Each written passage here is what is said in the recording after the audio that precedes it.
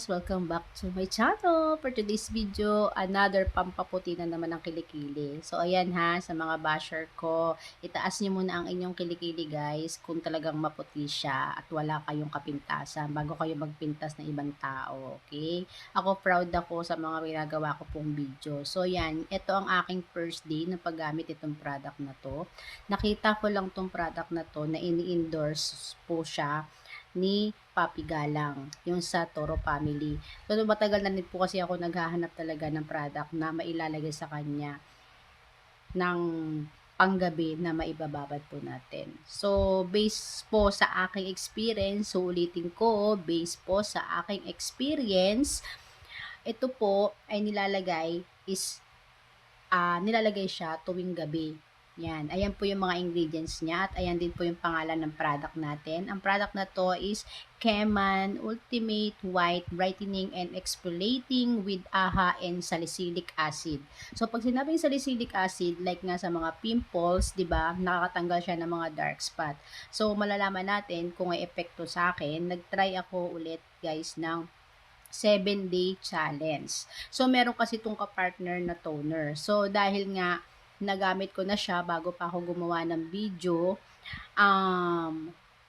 hindi kasi ako, kumbaga hindi siya sa akin hiyang, yung toner na yon na pag pinagpapawisan ako at sinasabay ko dito sa night cream, hindi po siya for me. Hindi po siya for me dahil po pag pinagpapawisan ako is iba po yung nagiging amoy po ng kilikili ko. So yan, pintasan nyo na kung pipintasan nyo dahil wala pong perfect na kilikili, 'di ba? Kung perfect po 'yun sa inyo, i-comment nyo dito at ipakita nyo sa akin kung perfect talaga yung kilikili nyo, okay?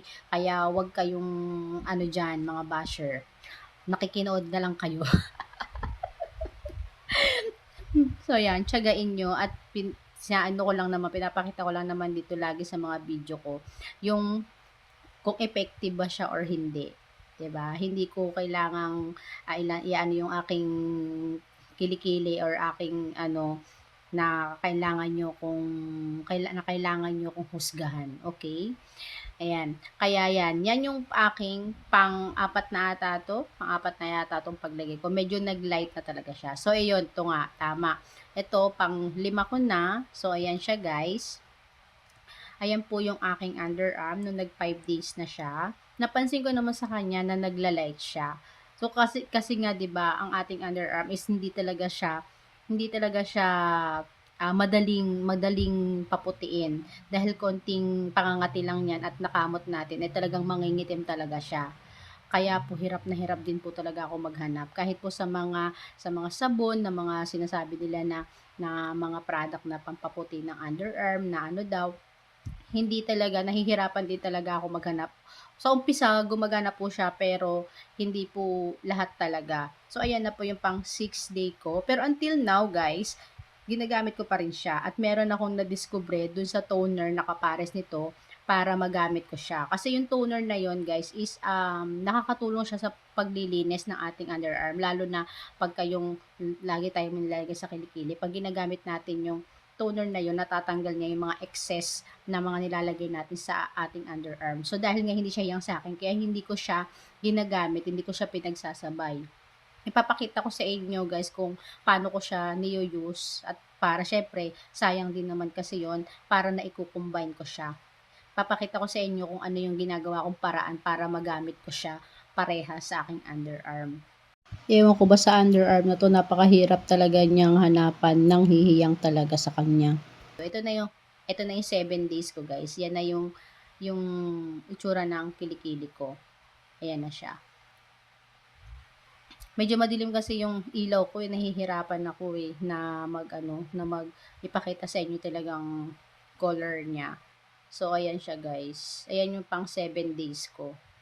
So, dahil ngayon matagal ko na siyang ginagamit, magti-take ako ng photo para makita nyo na yung itsura ng aking underarm.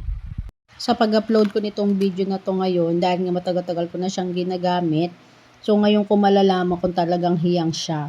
Dahil iba pa rin kasi pag tinitignan natin sa underarm natin kaysa sa pinipicturean natin, nakikita talaga yung itsura. Ayan guys, ito yung 7 days challenge ko. Without toner yan.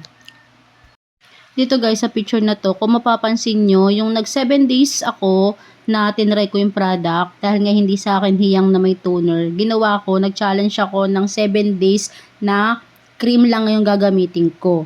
Tapos, after 7 days po, tinuloy ko siya with toner. So, after 7 days ko, 21 days din yung dumaan. Tapos, ayan na yung naging resulta niya. Kayo na ang humusga kung okay ba siya or hindi. Yun lang for today's video guys. Thank you so much!